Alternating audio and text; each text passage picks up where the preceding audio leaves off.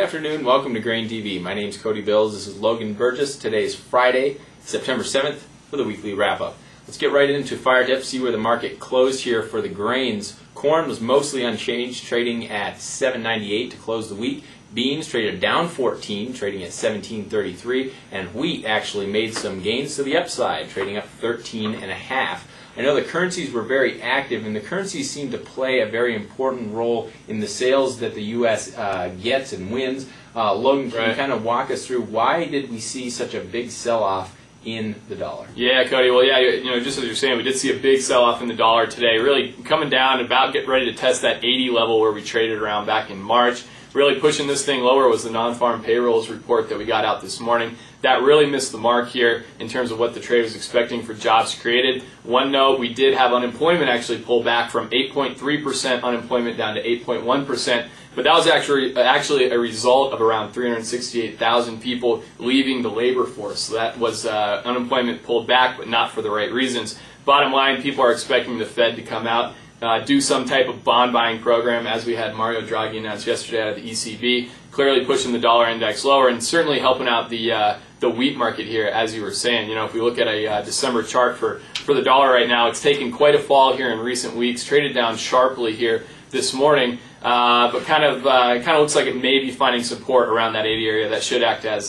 support there for this contract. Yeah, I would agree with that.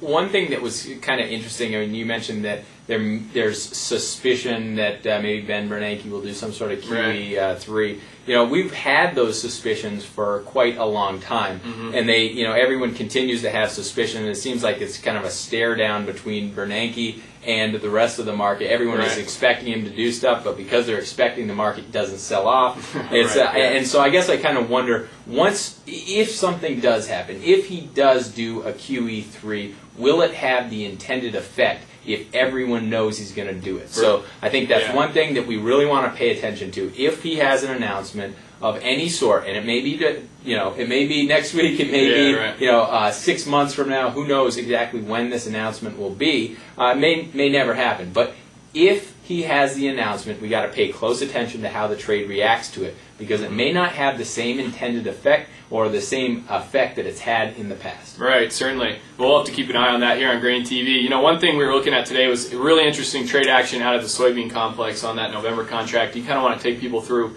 what we saw there in today's trade? Yeah, let's actually take a look at the 5-minute. This is a candlestick chart. This is the November futures contract for soybeans, and you can see here that we traded off in the morning, and then what we had was an Informa announcement. Their analyst expectations for the yield that the USDA will announce, and it came out below what the current USDA estimates are. And so I think that spurred some buying here by mid-morning. We traded up. We were actually trading positive. We consolidated for most of the day, but right near the end, look at how fast we sold off here. And I think that is kind of just as important as the rally that we saw in reaction to the report. I think it kind of tells me that we may not be ready to move higher. We've had this kind of volatility at the top, this kind of expanding triangle, and that implies that there's more volatility. I'm concerned that we're actually primed maybe for some selling here going into the USDA report.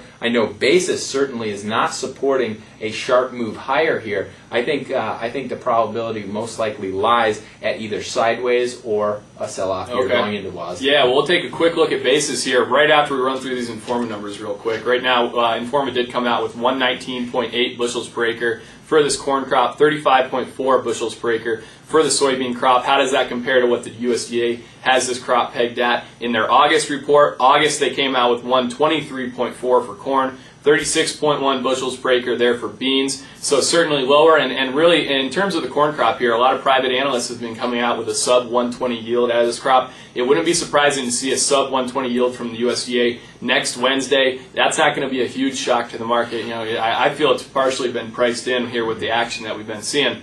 But so that's what we saw Informa come out with here this morning. That's kind of what's moving around the futures market right now. Cody, I know you took a closer look at basis and what's going on there right now. Can you kind of give us a rundown? Yeah, that closer look at basis is really kind of what led me to believe that maybe beans are more primed to sell right now than to continue moving higher. Beans for the the Corn Belt on average fell 9.8%, the basis, or 9.8 points for basis across the grain belt. New crop was down 1.83 cents. The Gulf dropped 14 cents. The river dropped 10 cents. Plants are trending lower. They've been trending lower since about the 21st of August. And so I guess I look at that and I think to myself, you know, maybe we're a little front-loaded here for export sales. I think a lot of people were very concerned about the crop situation. I think, you know, they got a little bit, they got trigger happy. You know, we're running well ahead of pace in terms of percentage of meeting the USDA's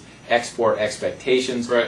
So maybe people have their short-term obligations locked in. Maybe they're going to start waiting here and see just how bad this crop is before they book any more sales down the line. I think for me, I look at the cash market and it's indicating, and we're not really in harvest yet. I mean, I would understand if we're in harvest and we're seeing basis dropping off. We're not quite there yet. And perhaps this is indicating some demand destruction, at least in the short term, and could lead to some selling off going into the USDA's report. Certainly, we'll have to keep an eye on that. We will be getting updated supply and demand figures out of that report. That's next Wednesday, September 12th. Put that on your calendar. We'll be getting a WASDE report and a crop production report that day, so it's certainly going to be a big day here for the grain complex in general.